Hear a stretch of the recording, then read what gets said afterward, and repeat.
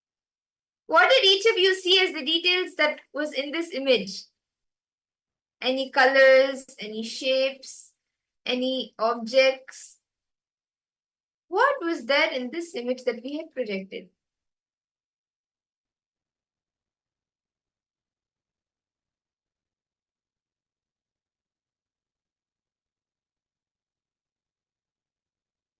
I request all the participants to take a moment and detail out in the chat. And all the participants viewing us on YouTube, viewing the Paramashivoham program on YouTube, you can actually head to paramashivoham.org and you can join us in the Zoom rooms as well. Ma Guru Rupini, what did you see, Ma? Ma Siyavu. Golden, white, purple. Okay. Okay. Ma Wanghanyu, what did you see, Ma? Come on, each of you can post. Vidyarupanaya, Nityanandaram.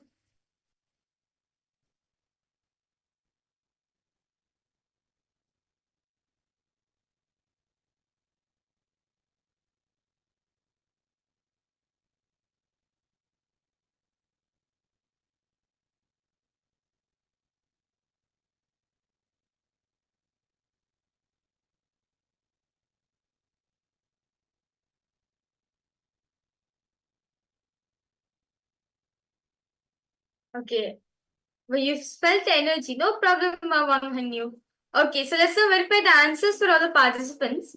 So the exact image which we are projecting for all of you see through your third eye is actually a picture of a desert. So you can see over here, this is a desert which is there in sunset view, and there's a small lake with palm trees. You can see the palm trees around and small bushes here and there. Yes. So this was the image that was being projected. You can see all the different trees and the sand dunes and the clouds, the way the sun is setting. So this is the image that we were projecting for all of you. And Ma Siyavu, you were able to see like golden, and this has like a hue of gold because of the sand, the sun, and all of that, so that you saw the colors. So let's all do another rapid round. Can I request each of the participants to please tie your eyes again? And Masia, why don't you go more deeper? See, once you see the colors, try going more deeper. What is the exact things in the image? Is it like, for example, if I take this image, you're seeing golden. What is golden color? Why am I seeing that gold color? What is in the image that is gold? Is it the sand? What is it? And then you will start seeing, okay, it's the sand that is gold, it's the sun that is giving that gold. Then if you see green, what is green in the image? Go more deeper. Okay, so shall we all do another round? Can I request all the participants to please tie your eyes?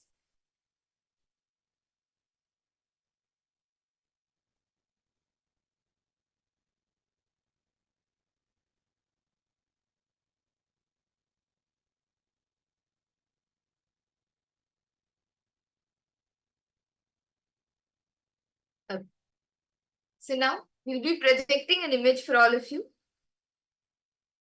Connect intensely with Swamiji and start seeing through your third eye. What is this image? What does this image consist of? Om Nityananda Paramashivoham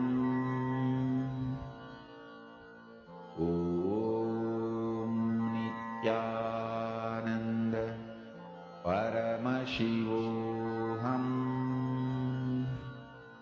Om Nityananda Paramashivoham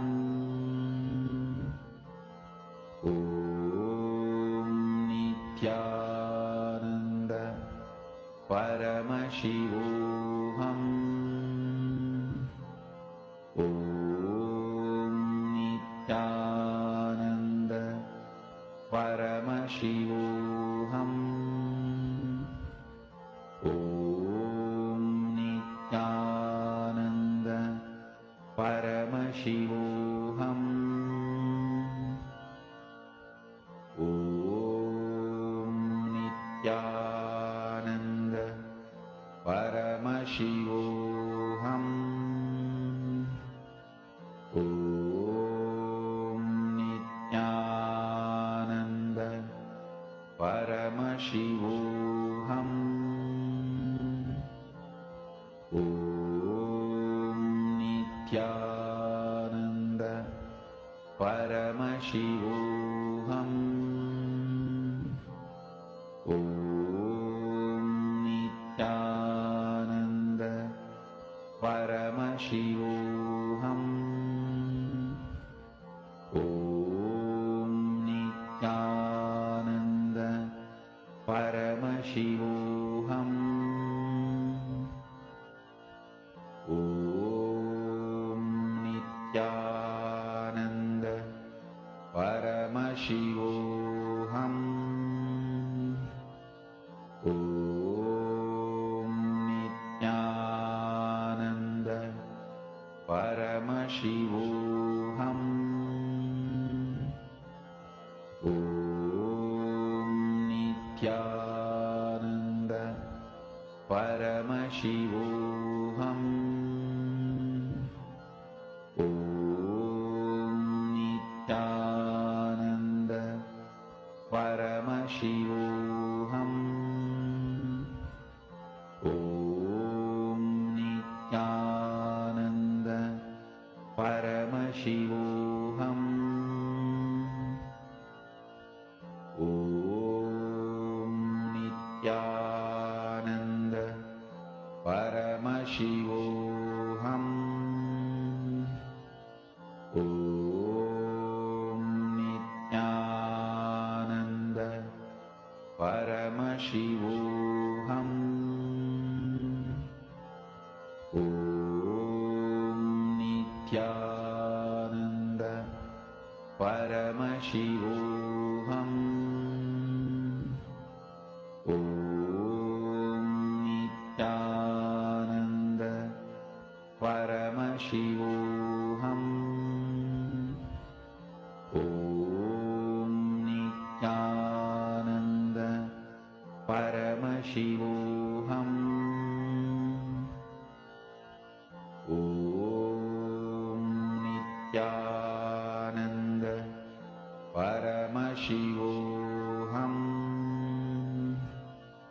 Om Nityananda Paramashivoham I request all the participants to now post in the chat, detail out in the chat every single thing that Swamiji revealed to you. Do not guess, do not filter out anything. As Swamiji showed you, just as it is, please post it in the chat. Ma Siyavu, Ma Wanghanyu, Ma Shamain, Vidyarupanaya. Each of you can post whatever Swamiji revealed to you. Ma Aguru Rupani, what did you see, Ma?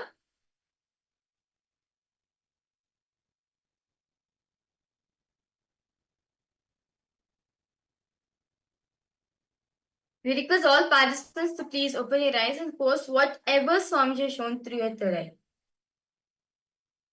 And those who are participants is watching us live through YouTube, we request you too to post what you are able to see through your third eye.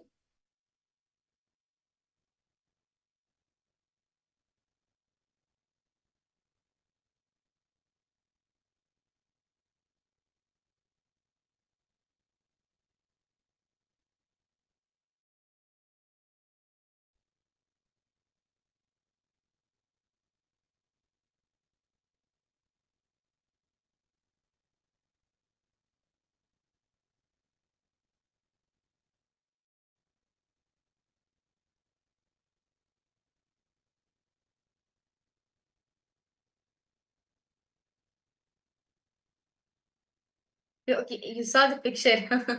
Okay, so let's now verify the answers for all the participants. So the picture which is being projected for all of you, the picture that was being projected was a basket of vegetables. So this was the image being projected. You can see it's a basket and there's like quite a bit of plants around. and it's on like a mud surface, and it's filled with different vegetables like bell pepper, brinjals, and some spinach as well, green leaves. So yes, this was the image that was being projected for all of you. And Ma Siyahu and Ma Wanghanyu, Ma Anda Gorupani, Vidyurupanaya, all of us, today throughout the day we will be doing very interesting powers and exciting powers.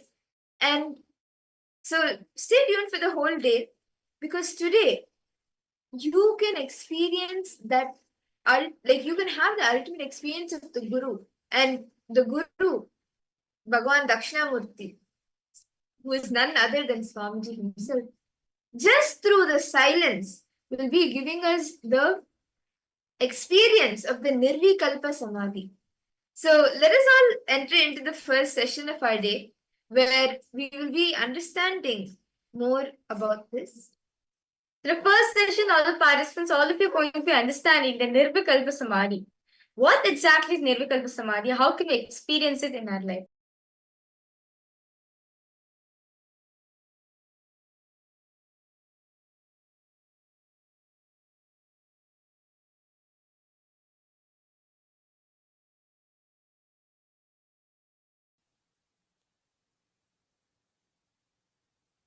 Paramashiva's message directly from Mahakailasa.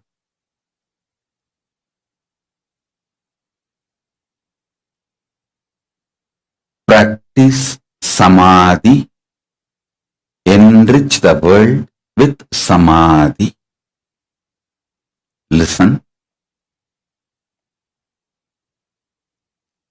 Whether the individual problems you are facing,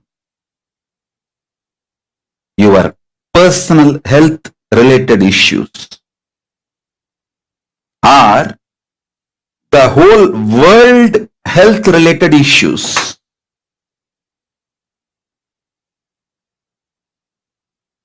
whether you are facing your personal economic problems or the world health crisis, whether you are facing personal relationship issues or the relationship issues between the countries globally, for everything, practicing Samadhi is the most powerful solution. Please understand. When you practice Samadhi,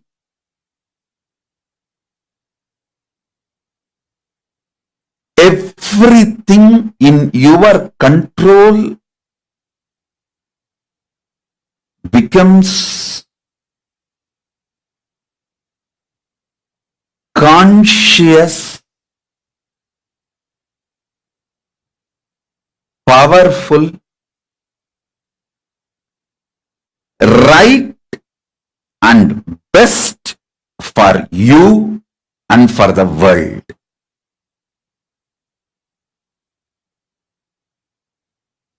I'll give you an example. If you start practicing Samadhi, your health will become best. And all the people who are under you, like for example, if you are heading a family, all the family members are under you. You will make sure they are all healthy.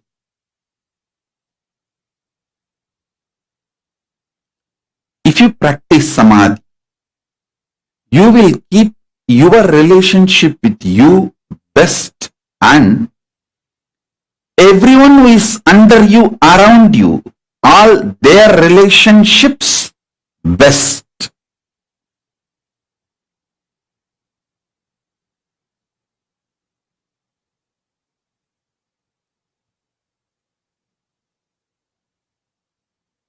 If you practice Samadhi, you will keep yourself highly conscious. See, unconscious blind spots, which is responsible for almost all the problems in our life, will be eliminated.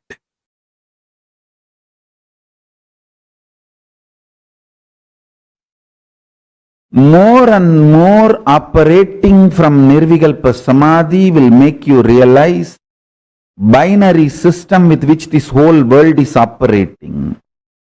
Whatever you call as science, logic, rational, good, bad, right, wrong, everything, almost everything you know below the sun and above the sun is binary. Whatever human mind can conceive, consume, conceptualize, cognize, everything is binary. Good, bad, right, wrong, 0, 1, there or not, it's all binary. Even your third possibility is mixture of this binary.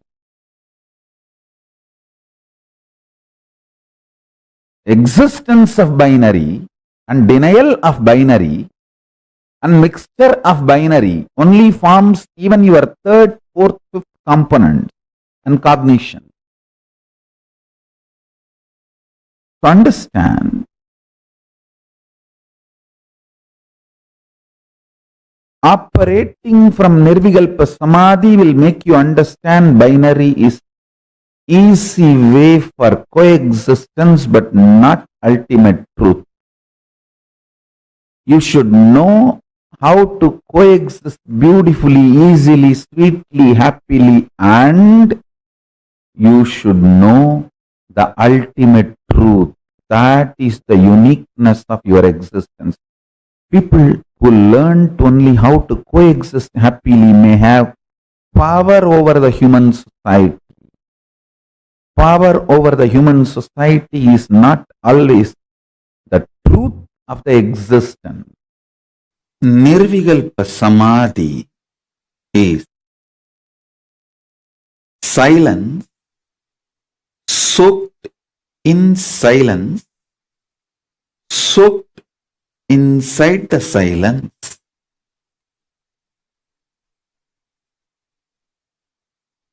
Shanti, soaked inside the Shanti, soaked inside the Shanti. Listen. I'll repeat. Nirvikalpa Samadhi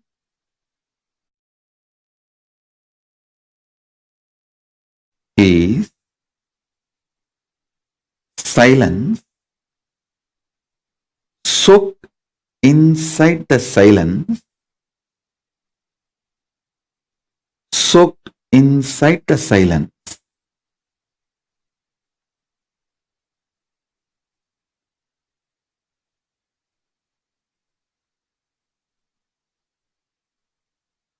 Contemplate on it.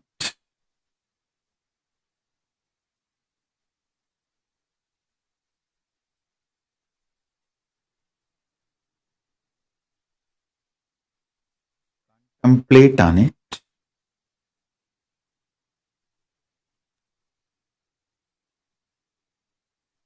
I'll initiate all of you into Nirvikalpa Samadhi as a living experience today.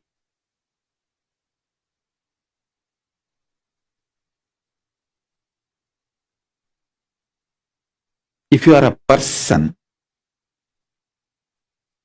using English as the language for your inner talk, use this line to meditate now. Silence, soaked inside the silence, soaked inside the silence.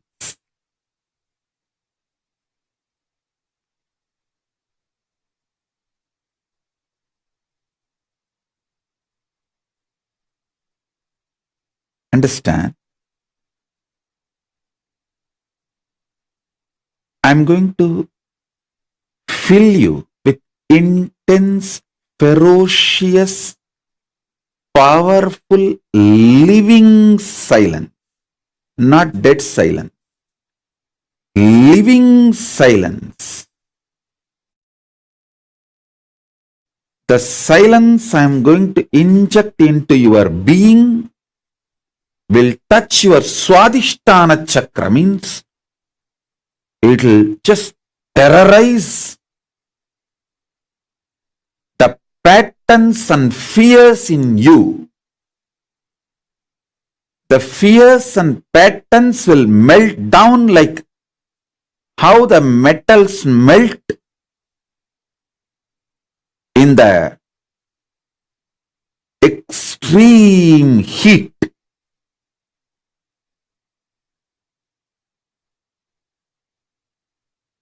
In that absolute heat, how the metal melts, same way all your patterns will melt.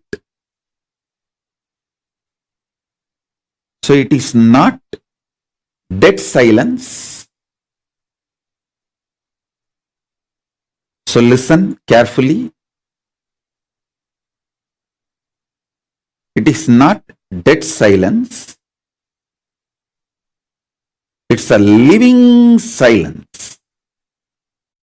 I'll initiate you into this living silence. So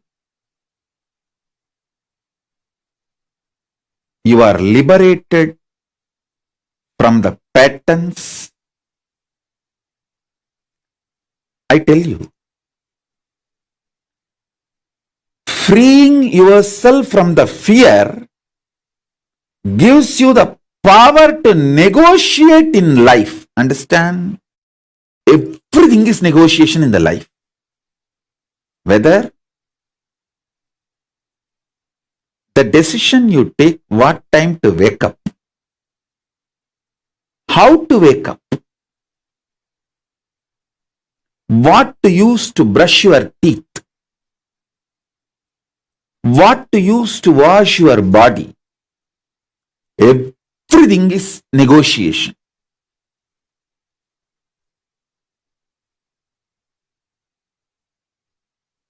Whether you talk to yourself and convince yourself for some activity, or convince your spouse for something, convince your team, your boss, your subordinates, your assistants, everything is all about negotiation. It's all negotiation. All relationships are negotiation.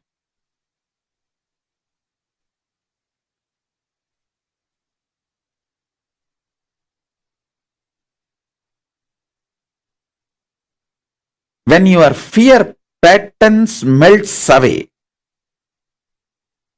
you will be so clear about the negotiation with life.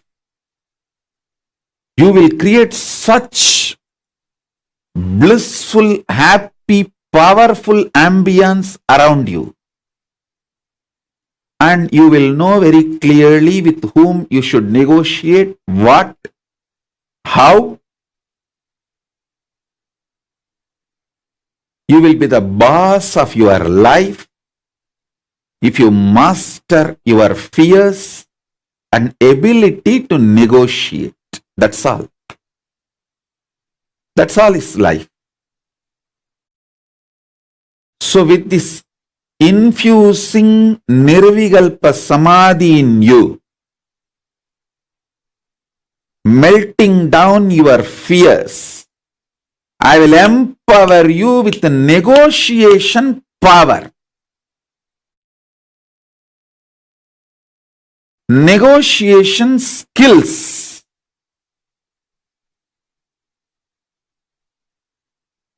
When you start negotiating in life, in business or personal relationships or with yourself, many times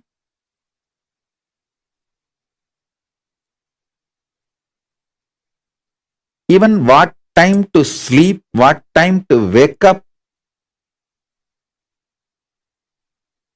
if you learn how to negotiate with yourself, you will be successful in all the lifestyle I am teaching.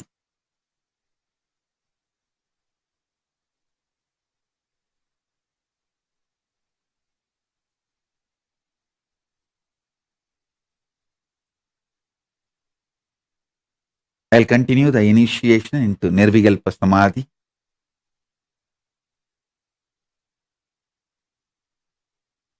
Sit straight. Remember this one line. Silence. Soaked in silence. Soaked in silence. Silence. Soaked in silence. Soaked in silence.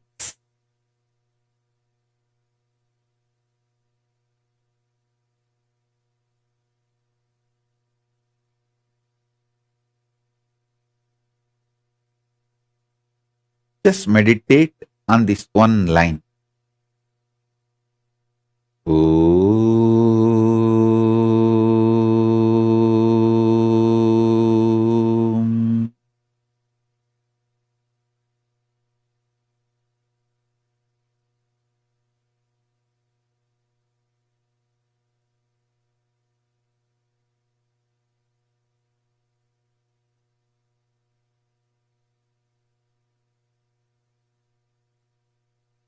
With the grace of Paramashiva, let unclutching Nirvikalpa Samadhi happen in every being here. So shall we start? Listen. The first thing today we are going to work on is perpetual completion. Listen to that word. Perpetual completion means constantly being in the space of completion and joy. Please understand, if anything stops your constant joy, you are worried about your business, you are worried about your career, you are worried about your health, you are worried about family, you are worried about relationship, please be informed. In that field, you will only fail. You are worried about certain aspect of your life which stops you being in the space of completion or bliss is not going to make you successful in that field. Please be informed, what I am talking is the cosmic law of life. Don't think, I'll constantly be thinking only about my business, so I'll be successful. No. See, if you are constantly in the completion, out of completion when you do, that will be successful. But not out of powerlessness and worry. How many of you are exactly catching what I am saying? See, if your career, if your business, if your family, if your health, anything distracts you from being in the space of completion, the first thing you need to do is completion. Then the business, family, health, everything will be successful. Everything will be successful. But without that, any plan you do, it is like a spraying scent. How much ever scent you spray on the bull, let's use holy word, cow dung. In West they use drastic word. How much ever you spray, you can't change the smell. Same way, how much ever you brood over on your incompletion, out of your incompletion, it will never lead to success. I'll give you more precise example. You have somebody has a health issue and he thinks, once this health issue is settled, I am always in completion. I'll be in bliss. It will never happen. It will never happen. Once this family settles, I am always in the space of completion. I will always be in the space of bliss. That is never going to happen. Once these office issues are settled, I will be always in the bliss. What Swamiji's bliss? I'll be more blissful than him. Please understand, whenever you postpone your completion for some outer happening, be informed you are not going to reach it. What I am talking is the simple, straightforward law of life. We always think, no. I am happy in many things. Only this, that once that is done, I'll be happy. Please understand, completion, bliss, fulfillment, peace, joy. Actually, all these are different words for the same space. Is not going to come if you are waiting for certain situation to bring that into you. How many of you are catching the definition I am giving? If you are waiting for certain situation to bring that into you, be informed. You are not going to catch it. You are not going to get it. That is not the law with which incompletions work. So be very clear. Perpetual completion is the first priority. Catch the perpetual completion, then you will see in your life the whole ball rolling. Whatever you want happening, whatever you want is just expressing. I tell you, how much ever you try to ask for the shortcut, the most shortest cut is bring authenticity and completion to you. Bring authenticity and completion to you. That is the only way power, energy, auspiciousness, fortune, everything good will express. Everything good will express. And I tell you, perpetual completion keeps your kundalini high as possible. And that only makes you do everything successful. Everything successful. Like whether the powers you want to have health, or the powers you want to give health, or powers you want to have wealth, or powers you want to have to give wealth, or the powers you want to have like a third eye opening, blindfold reading, or anything for yourself or others. Perpetual completion forms the basis.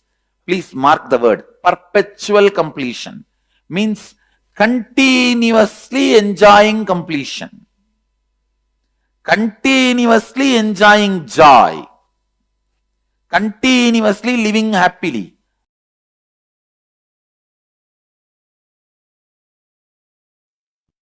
Principle. P-R-I-N-C-L-E. Principle. Knowledge. Listen. Principles of principal knowledge. Principles of principal knowledge.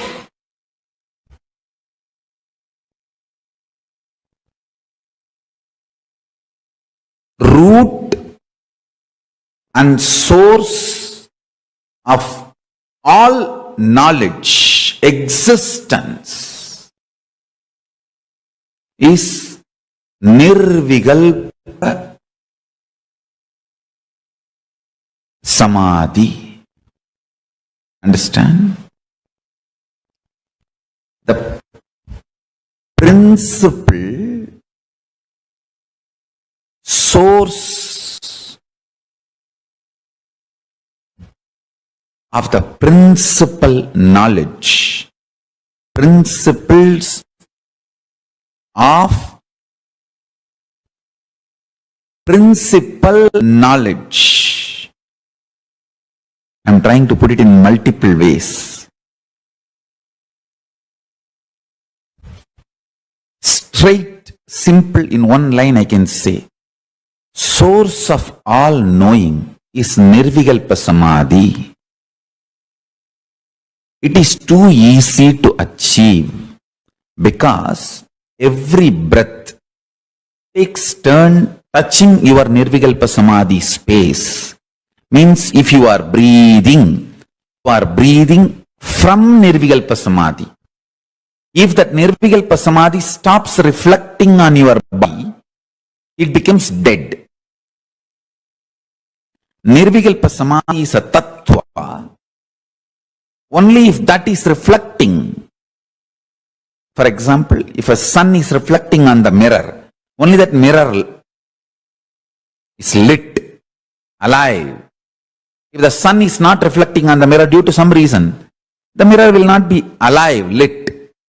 Your body is like a mirror. Only if it is reflecting nirvikalpa samadhi for some reason, it is alive. The moment the nirvikalpa samadhi stops reflecting, it is dead. So please understand.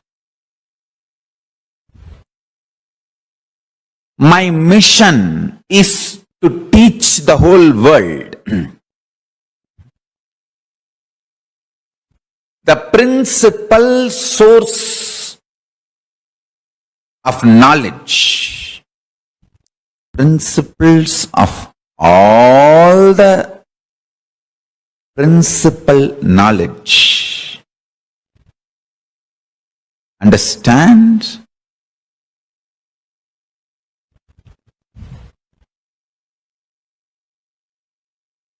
Is nirvikalpa samadhi. Listen.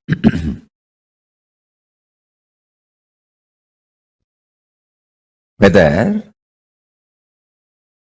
the knowledge about the cosmology or astrology, astronomy, physics, chemistry, biology, any level, any knowledge, I tell you,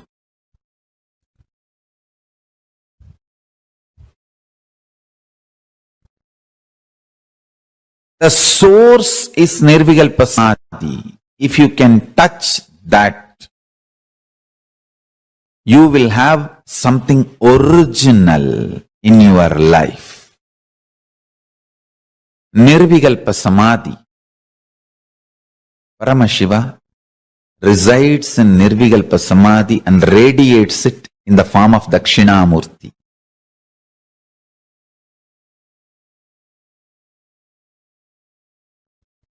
In all our temples, Dakshinamurti radiates the biology of nirvikalpa samadhi. Anybody wants nirvikalpa samadhi? Go to our temples, Dakshinamurtis, and touch the Dakshinamurti deity, do puja, sit in the front of Dakshinamurti, sit in front of the third eye of Dakshinamurti and just see him with your third eye. You will fall into nirvikalpa samadhi. He carries the very bio-memory, conscious decision, will to be in nirvikalpa samadhi. In nirvikalpa samadhi, all will melts down. That tattva, nirvikalpa samadhi tattva, radiates as a living will in all our Dakshinamurtis. Understand?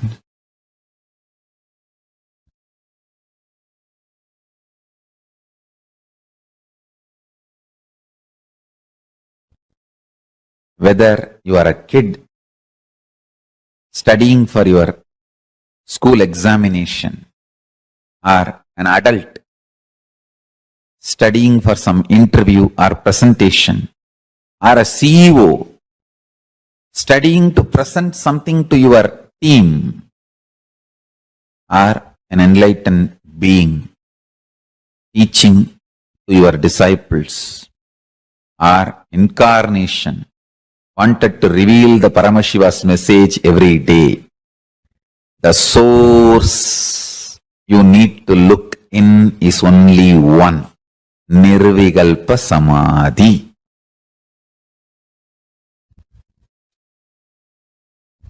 Nirvikalpa Samadhi makes a tireless inner space. So, it's an amazing combination of ultimate memory power, ultimate usefulness, stability, and pure power of enlightenment. Understand? How much ever attacks happen, injustice done,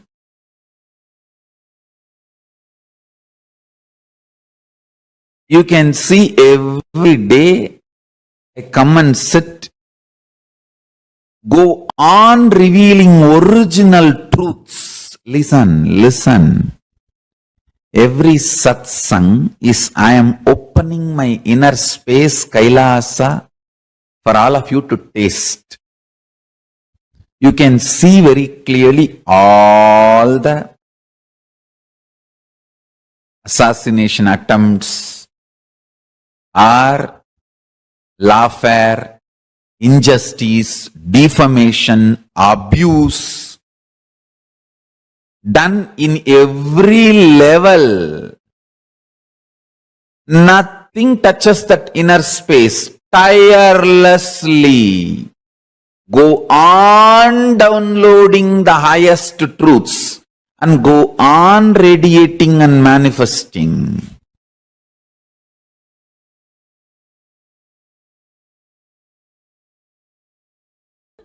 You see, whole day your mind will be planning, thinking, preparing your reply, and it will be depressed, heavy. Whole day you will be doing the job, but you will be doing your job, office work. Am I right or not? When you can be depressed and do your office job, why can't you be liberated and do your office job? Simple logic. When a part of you can be depressed and continue your office job, why can't part of you be unclutched and continue the same office job? It is possible. We never tried. It is possible. We never tried. Understand?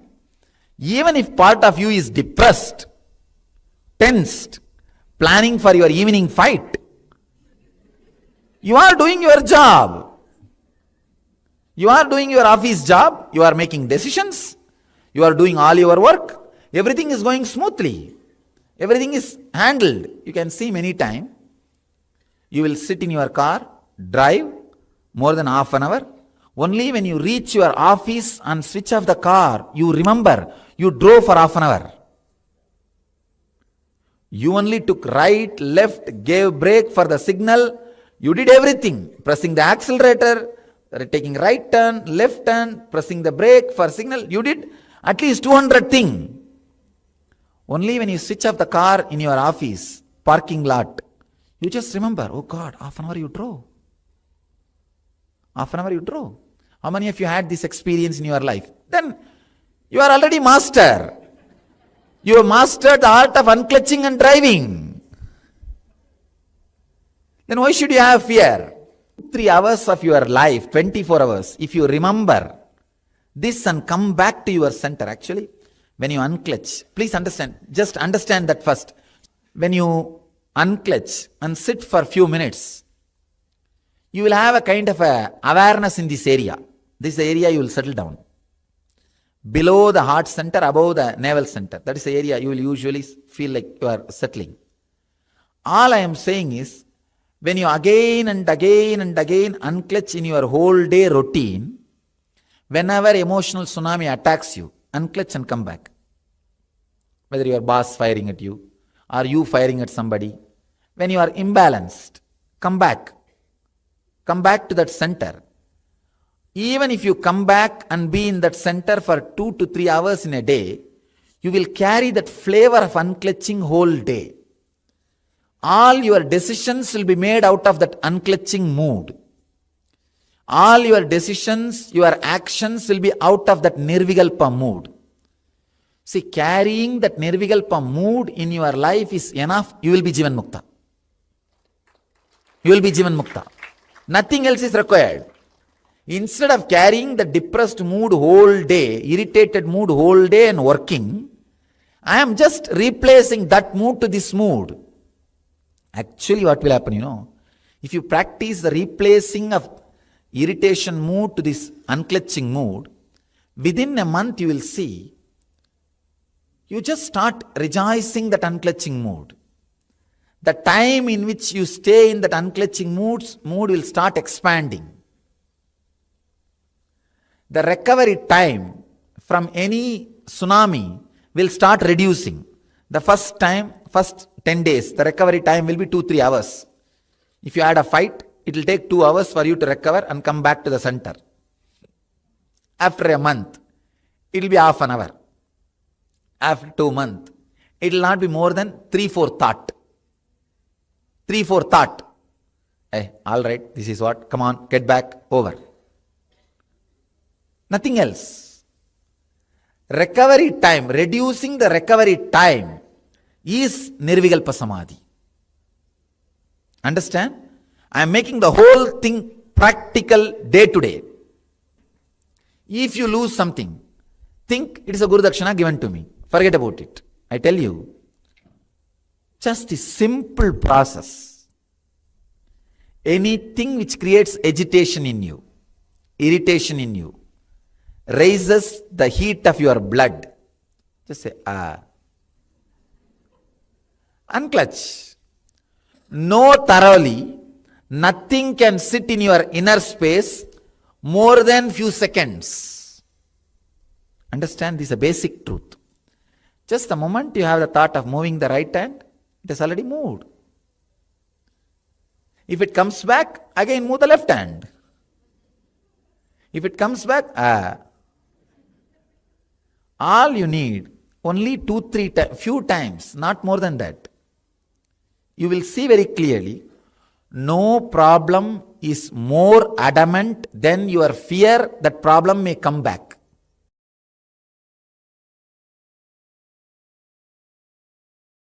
One of the biggest enemy stopping you experience Nirvikalpa Samadhi is your self-criticizing pattern. See, you strongly believe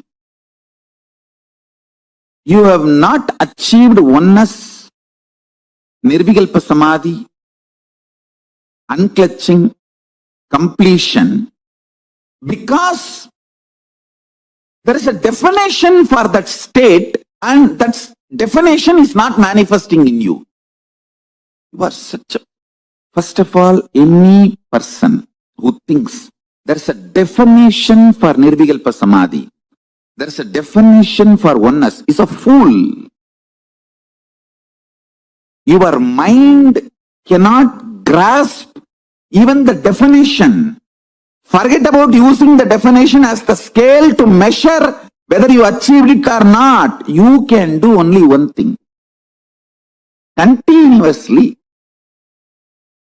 remember to surrender, consciously declare, to Mahadeva, Paramashiva, I am consciously declaring. Manifesting in me, only you can do.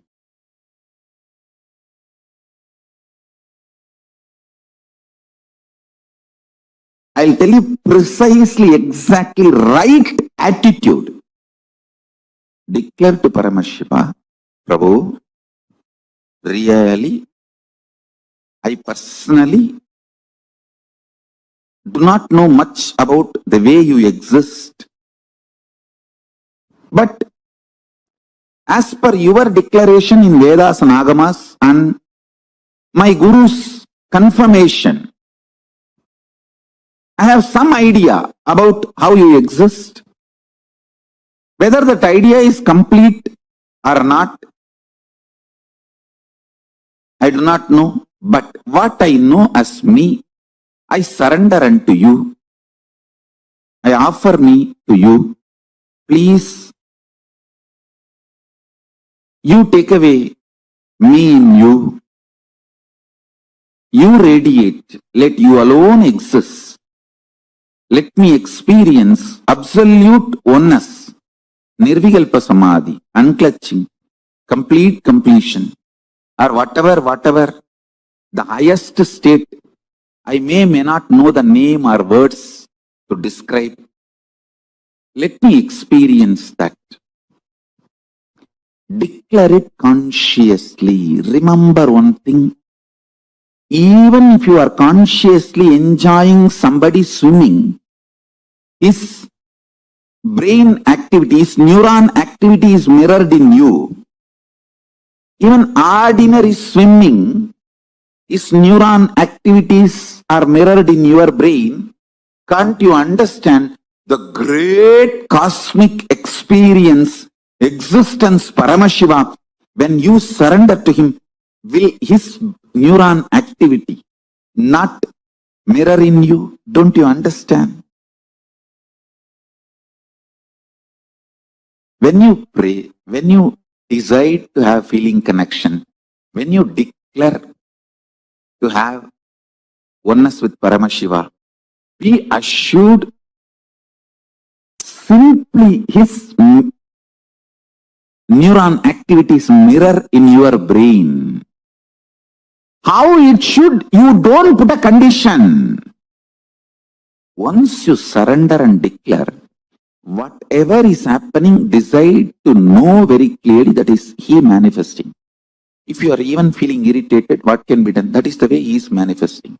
Whatever he is manifesting. Go with that peacefulness, Shanta Swarupa. Then he sinks deeper and deeper into your being. Your being sinks deeper and deeper into his existence.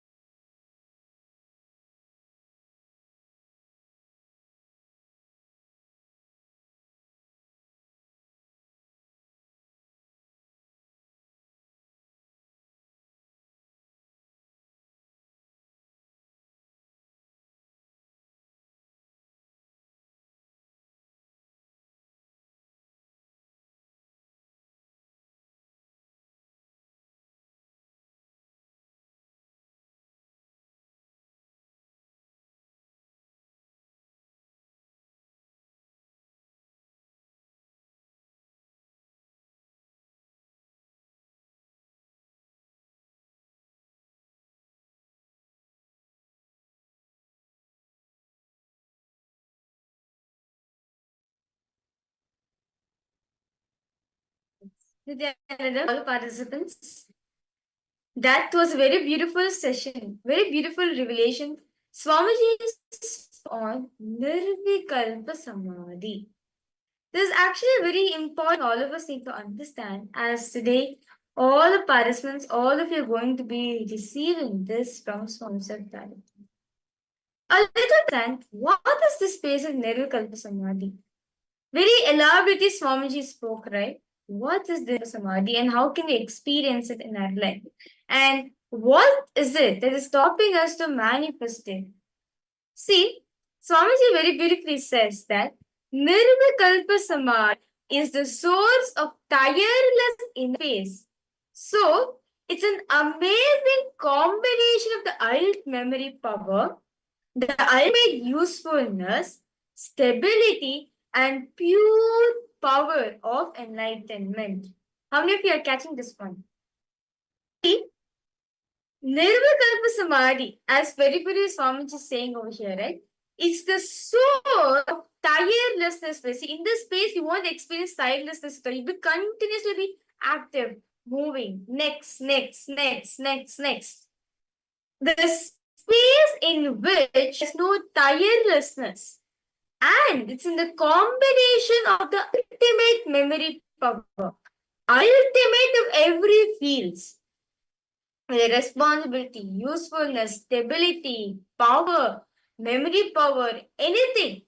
The ultimate everything and the space of being tireless is the space of Nirvikalpa Samadhi. It is literally the space where you become alive, where you feel you're alive with the cosmos, where you feel everything around you is alive.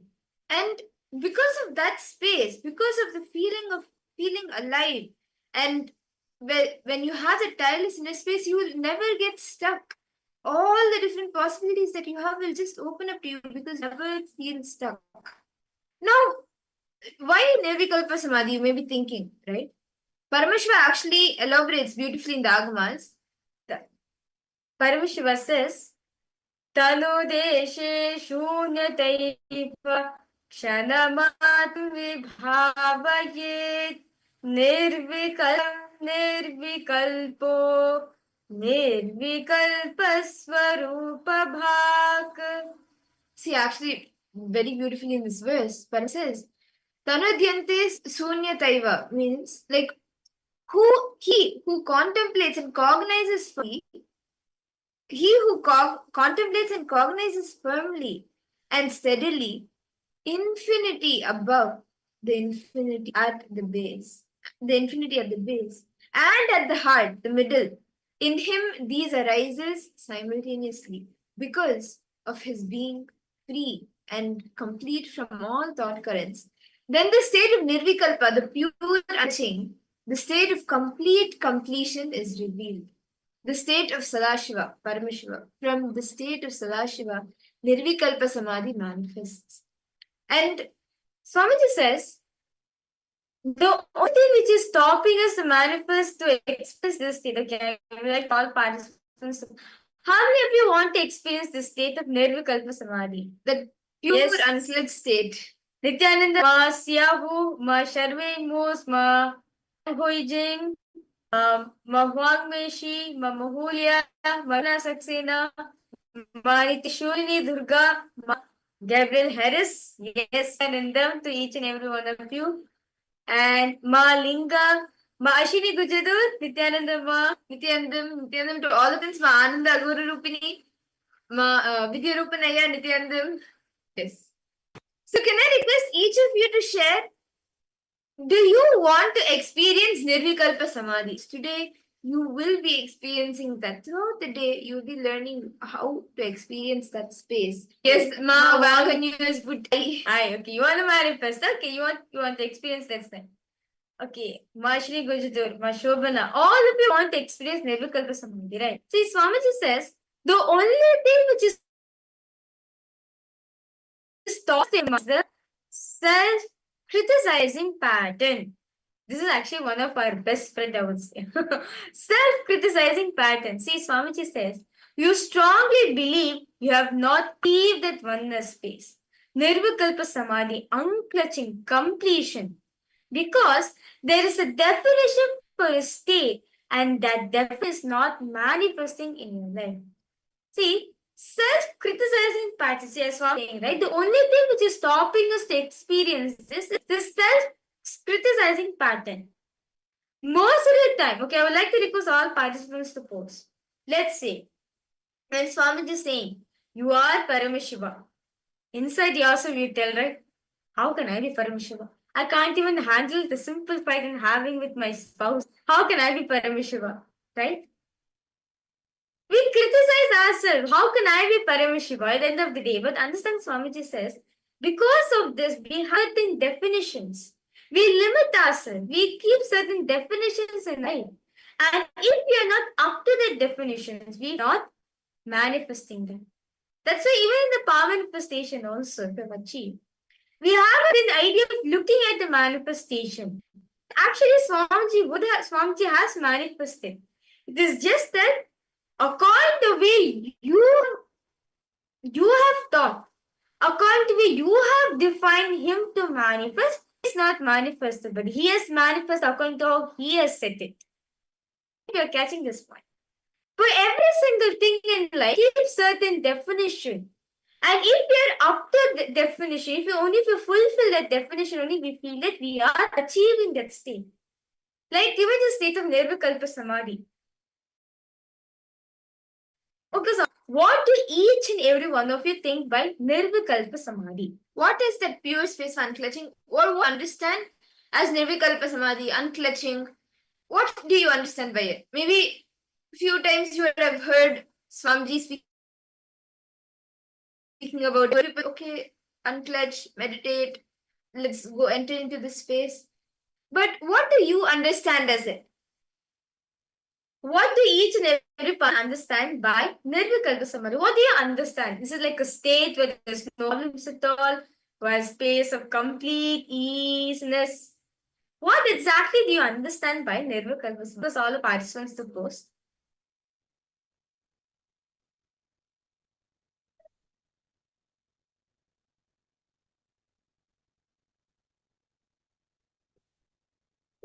Thoughts not creating Shakti.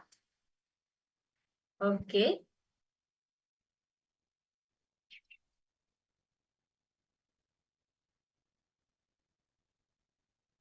Getting entangled in thoughts, not creating Shakti. How about Okay, for you, what else? Malinga? Ma Linga, Ma Wanghanyu, Ma Agurupani, Diyavu, Ma Margarita. Ma Shobana, you posted living with no body consciousness. Okay. So we have certain definition, right, of Nityanandam, Margarita. I see you waving your hand. Yes, Nityanandam to you. See, we have certain ideologies, right? What is Nirvikalpa Samadhi? But understand, your very definition, the definition of what you think is Nirvikalpa Samadhi, because we have certain definitions in mind, we think that we have not achieved that state. But actually to say, you have achieved that state. It's just that because it is not fitting to the definition you put for yourself.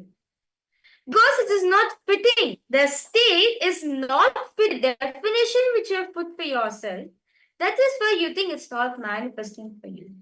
See, removing all and editing the different background musics and doing manipulation and seeing the past as it is with a fresh eye, removing all the different ideas you have, and just seeing all your seeing your past with a fresh eye, that is completion.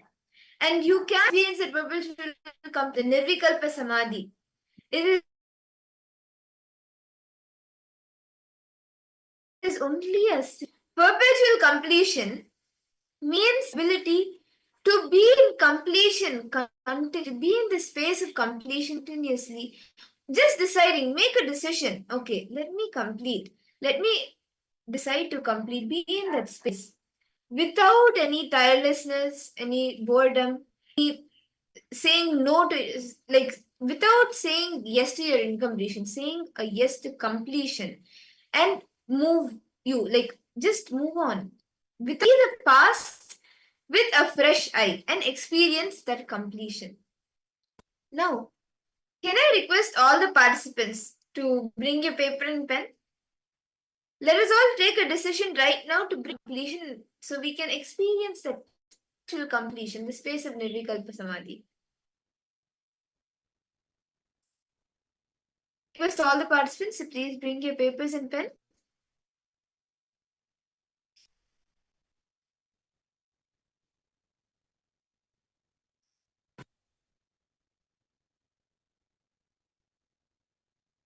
Actually, this state, what Swamiji mean by this Nirvikalpa Samadhi.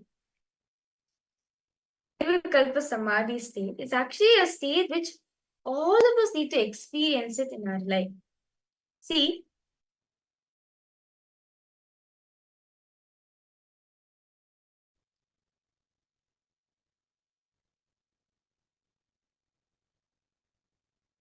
understand Swamiji says, whenever you practice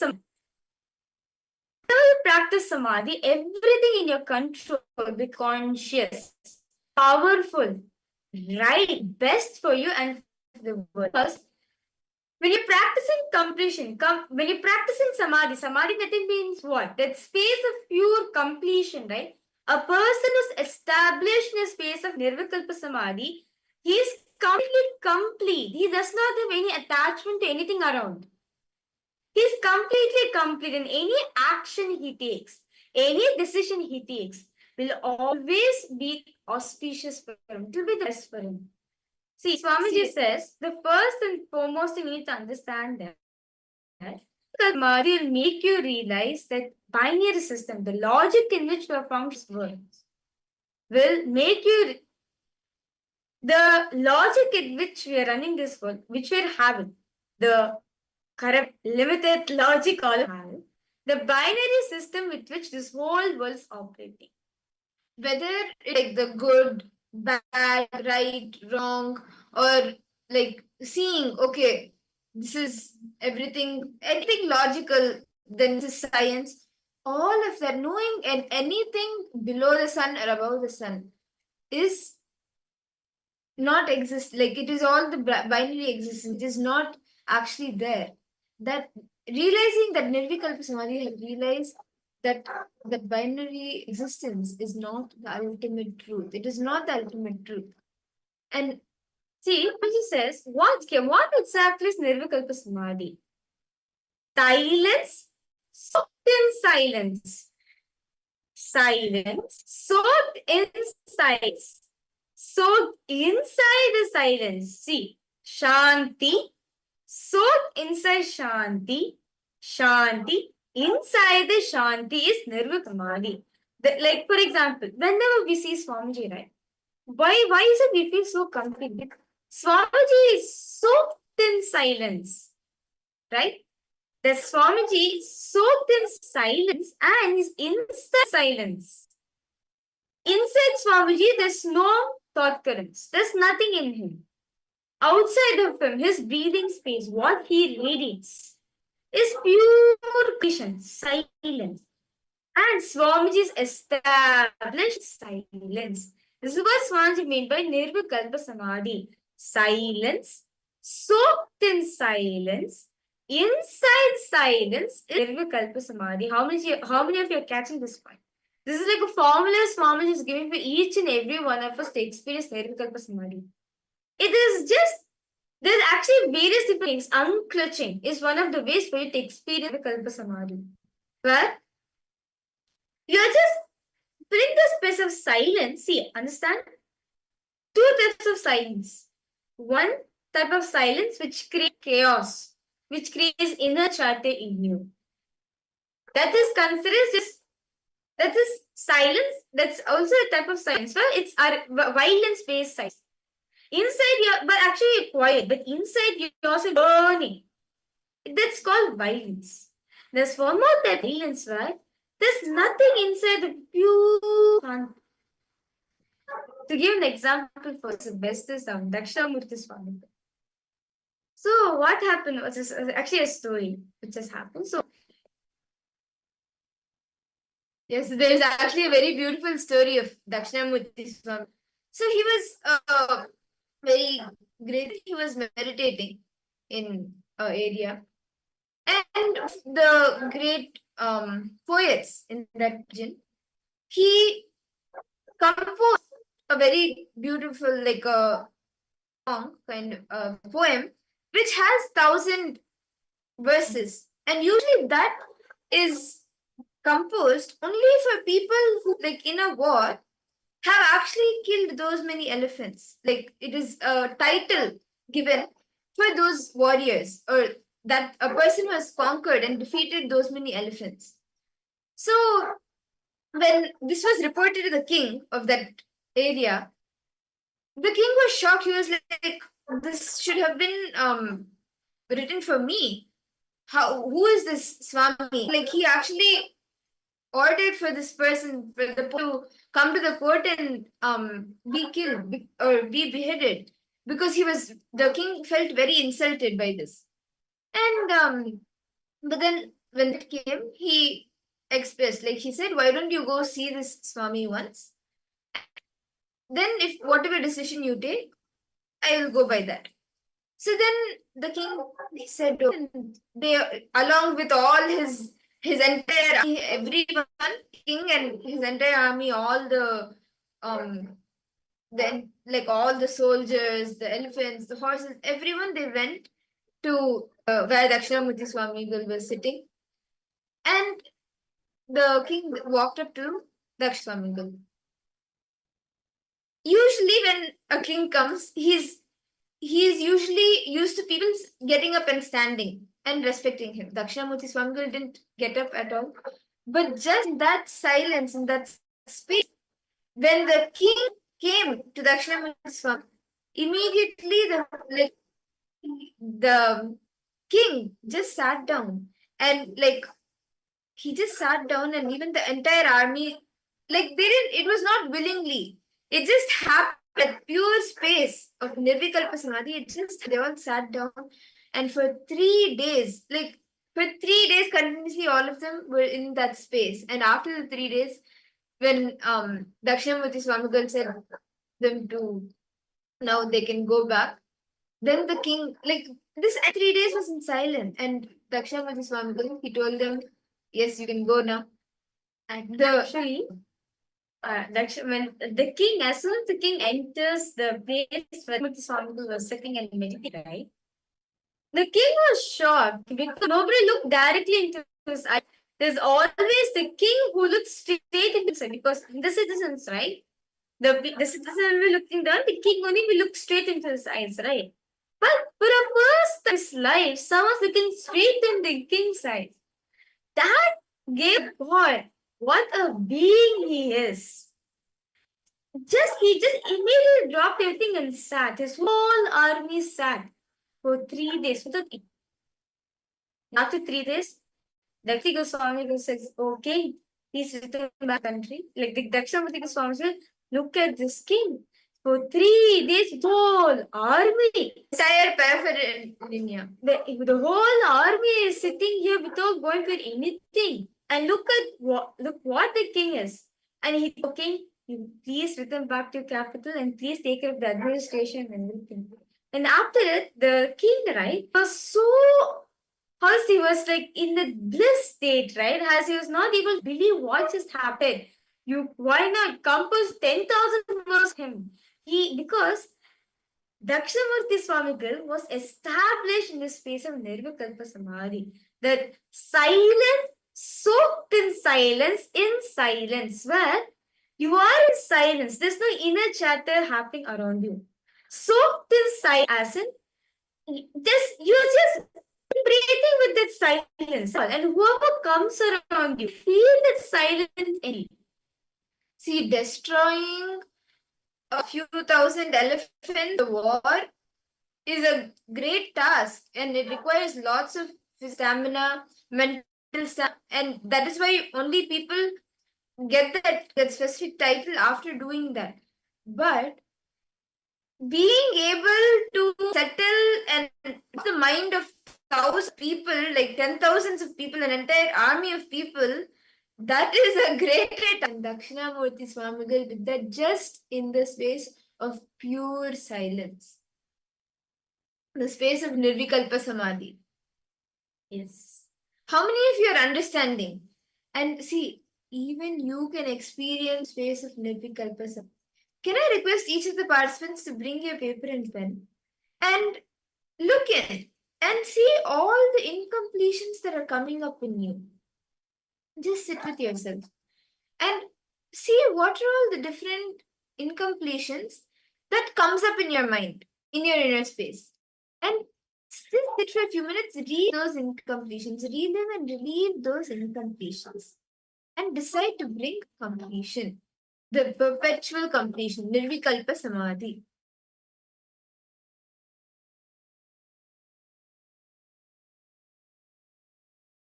Go back, whatever incompletion comes, go back to that first incident when you started to feel that way. Why did incompletion get triggered in you? Look into that.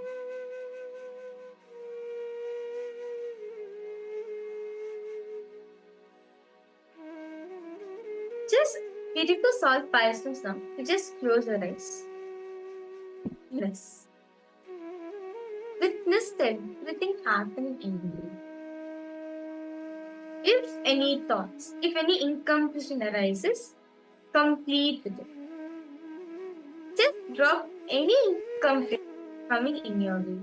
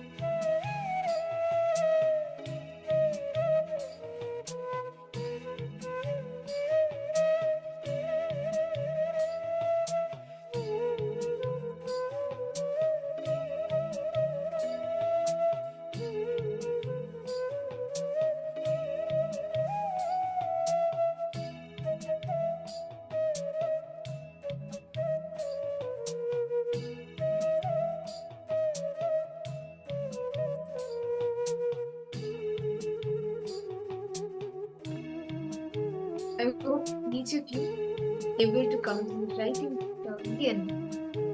See, whatever incompletion comes up in you as thoughts or anything, whatever comes to you as incompletion, whenever it comes, just sit and drop it. Take a few minutes to relive it and complete with it.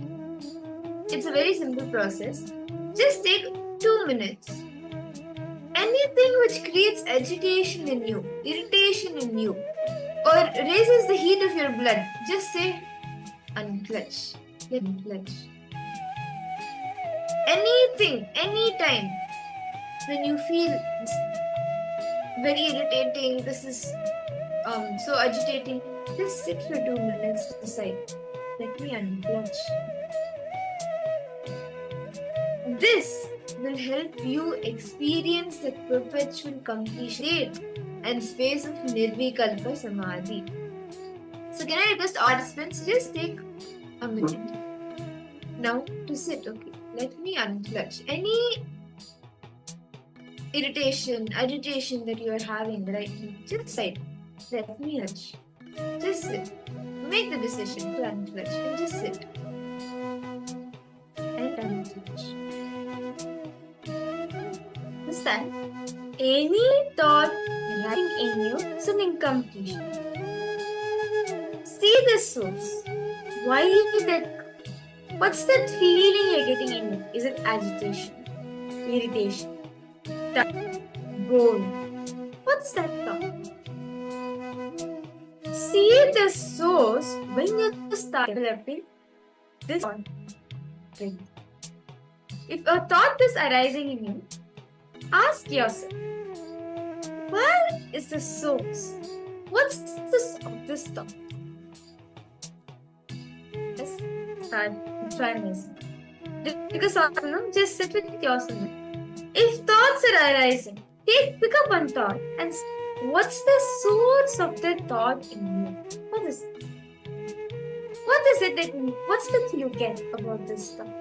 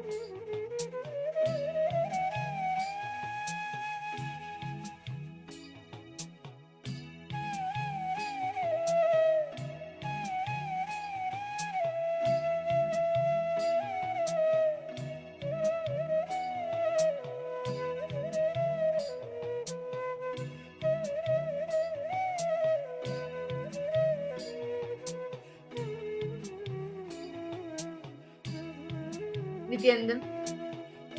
How did each and every of you experience the space of unclutching Nirvigmati? See, understand today, during the all of us and throughout the so we will all be learning about this science of Nirvikalpa Samadhi. How Bhagavan Dakshinamurti, just with the pure space of silence, transmits enlightenment, transmits the Nirvikalpa. And that same space of unclutching, Nirvikalpa Samadhi, you can manifest powers. And let us all now enter into the power manifestation. See, when you are in a space of unclutching, power manifestation happens. Or you can also say, when you are manifesting powers, you enter into the space of Nirvikalpa Samadhi, the unclutched space. And today we'll be doing a very interesting power, the power of Sarvagnyatva. So, what we'll be doing is we will be showing all of you a specific place or an artifact. It could be anything. We'll be projecting it for you on the screen.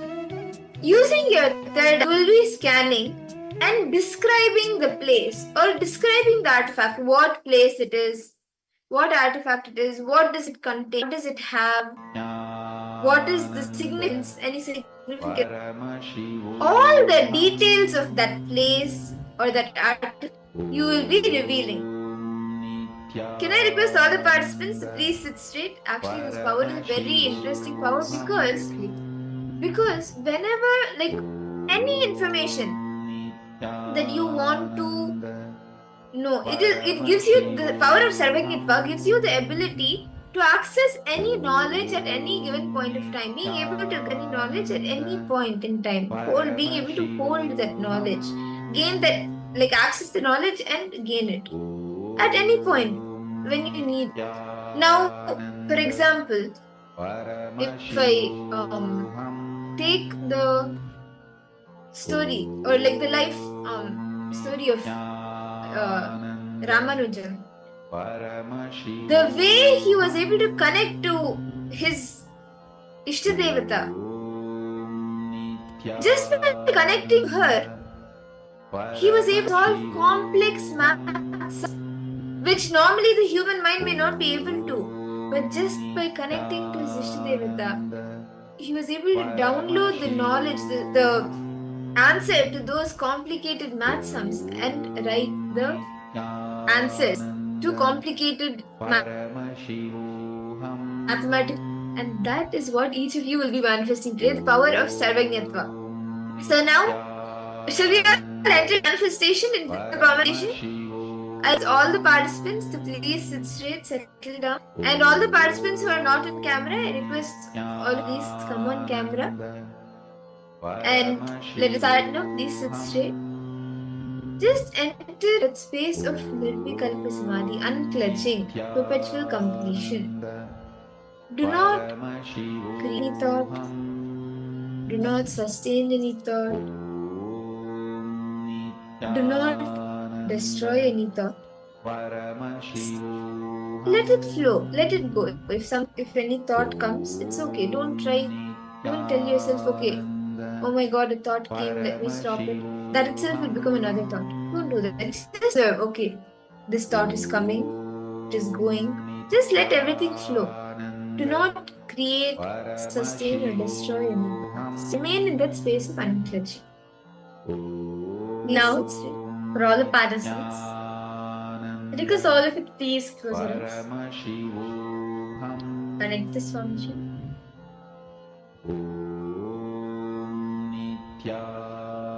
Intensely.